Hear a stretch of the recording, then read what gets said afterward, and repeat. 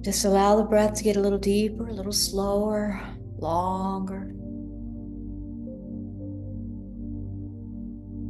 Letting that breath not be so choppy and excited, to calm it down. Drawing in a beautiful breath and letting it circulate before exhaling. And when you exhale, exhale slowly. There's no rush to it all. Let's slow it all down. Let that exhale be a little bit longer.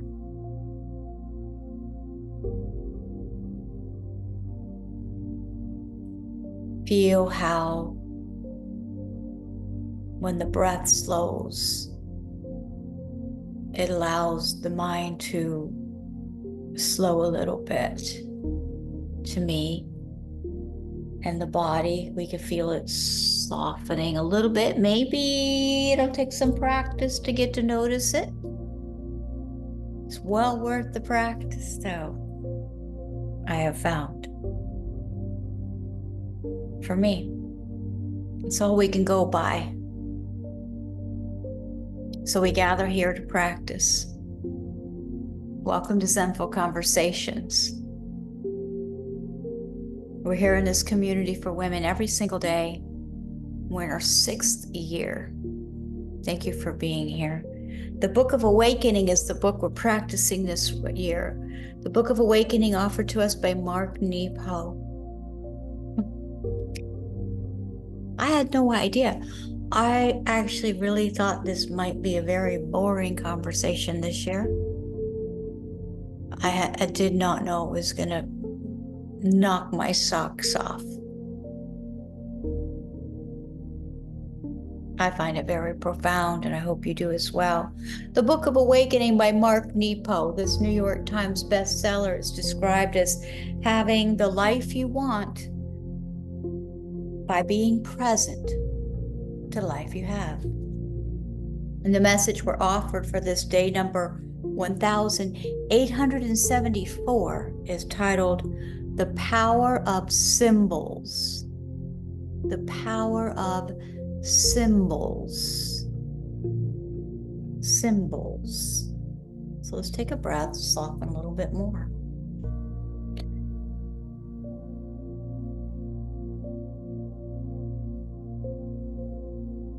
Is the jaw tight? Can we release some of that tension in the jaw and the shoulders, perhaps?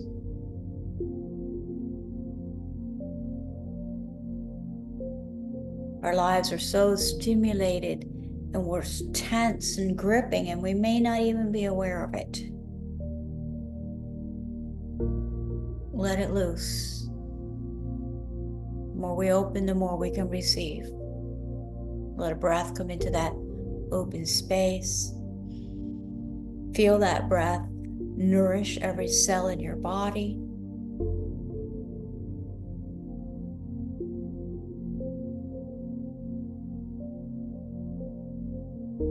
If you truly hold a stone,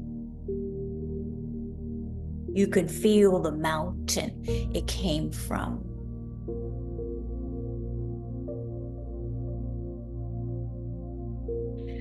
A caveman picking berries was cornered by a wild and now extinct creature.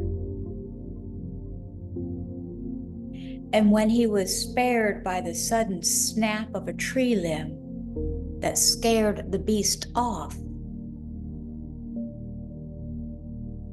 he took a piece of the fallen bough as a good luck charm. And so the story of symbols began.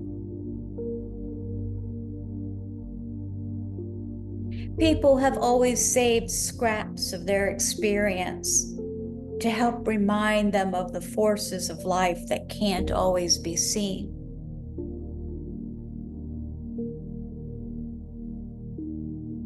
Filled with the timeless rhythm of the ocean, we pocket a shell and carry it thousands of miles to know that presence of ocean when we are hours from the sea.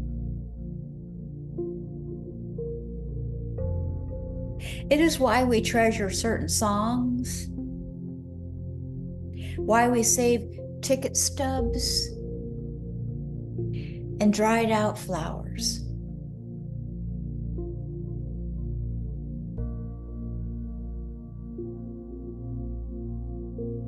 Symbols are living mirrors of the deepest understandings that have no words. I know of 2 friends who made it through Vietnam. They were rehabilitated in Italy, and before coming home, they split a copper lire, each holding dear the other's half, as if it were the break of heart forever left in that God-forsaken jungle.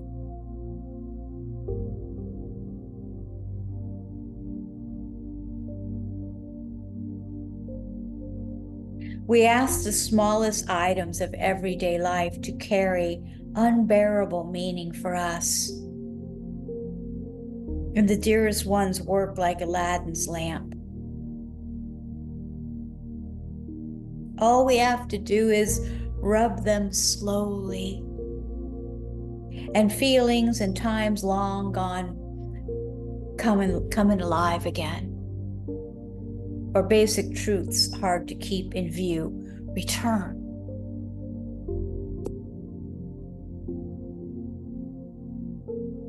As a boy, I remember visiting my grandfather's house. He had a milk white bowl filled with M&Ms. It was a simple, magical treasure for me.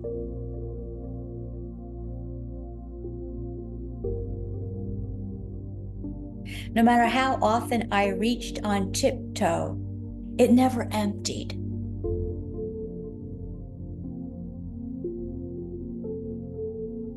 It has been 30 years since he died. And now when depressed, I hold that milk white bowl in my lap and eat a few M&Ms.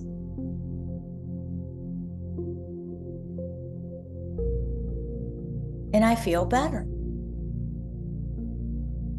This isn't illusion or escapism, but rather using the milk white bowl filled with M&Ms as a living symbol that can call into my moment of sadness a deeper sense of plenitude and generosity that is always there, but not always accessible.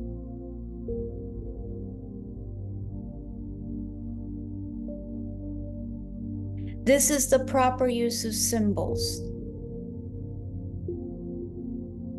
Not to coldly represent ideas, but to call into being all that lives in us and about us. They help us bear witness to the painful mystery of living, and whether a crucifix, a small weeping Buddha, or a broken shell from a long forgotten sea, they help us bear the days. Ooh, that felt a bit heavy. Let me go back.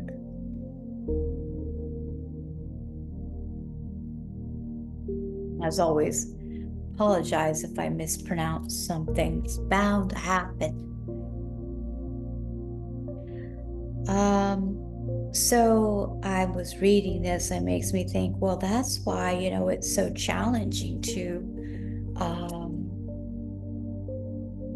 these things that are sentimental. Things from when my daughter was little.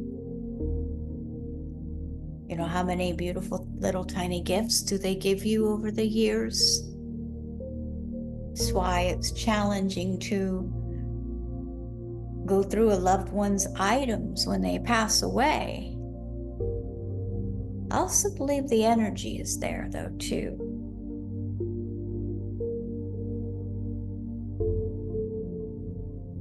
This line, people have always saved scraps of their experience to help remind them.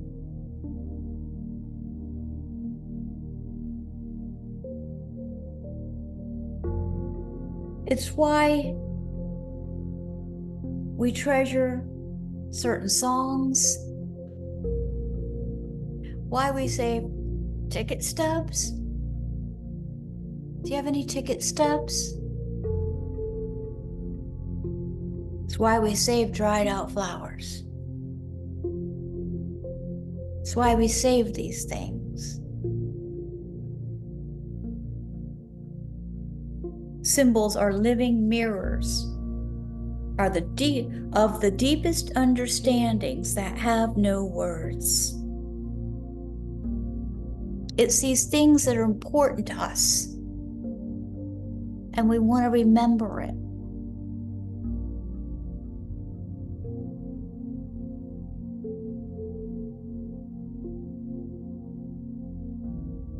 And maybe, like how the bowl filled with M&Ms makes him feel comforted when he's depressed. Maybe that's why we crave certain foods or want to be comforted by something. Maybe it reminds us of our mom holding us when we were younger. And there's nothing wrong with that. Not to coldly represent ideas, but to call into being all that lives in us and about us. They help us bear witness to the painful mystery of living, and whether a crucifix, a small weeping Buddha, or a broken shell from a long forgotten sea, they help us bear the days. Take a breath. Release that.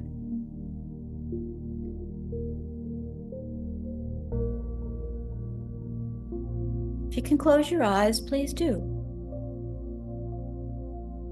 Recall a special moment in growing up. Recall a special moment in growing up.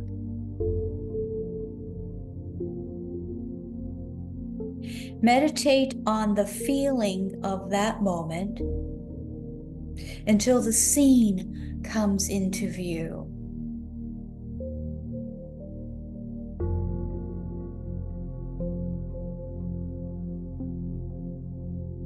Slowly feel your way about this special moment and focus on the detail. Like a certain chair or a smell of a lilac or a rainy piece of glass.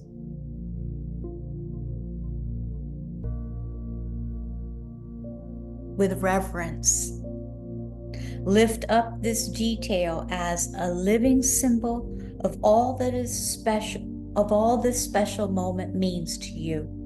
So lift up this detail as a living symbol of all this special moment means to you.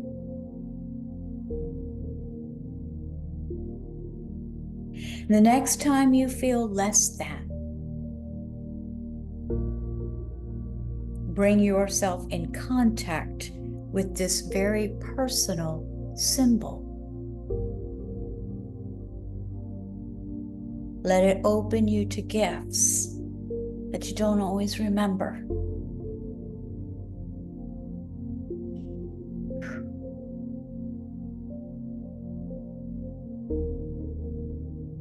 We need to remember. There's so much beauty in this world, and I'll tell you, we are bombarded with the not so wonderful energy.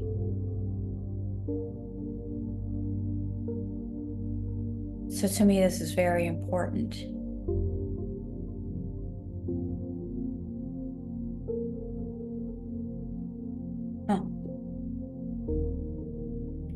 His messages leave me speechless anymore. There's nothing else to say. Thank you for sharing. Thank you for being here. Thanks for practicing together. And gratitude for you, and true gratitude for you.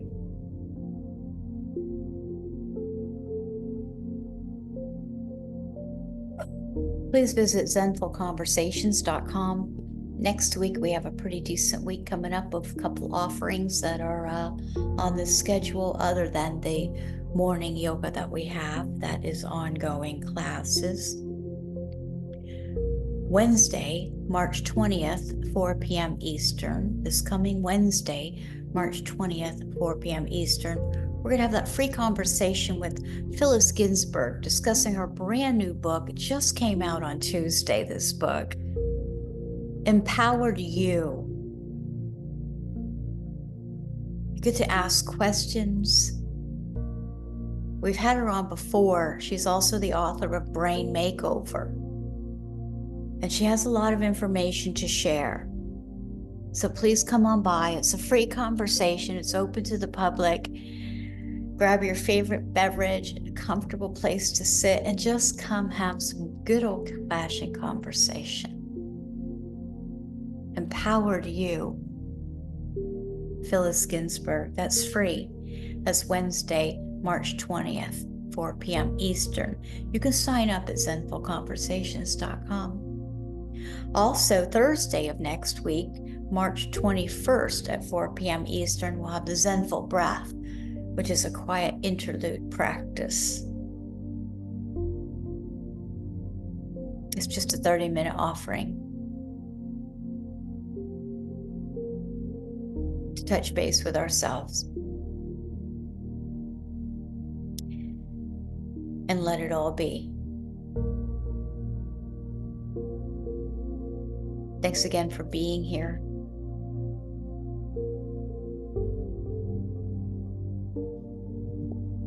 In deep and honest gratitude.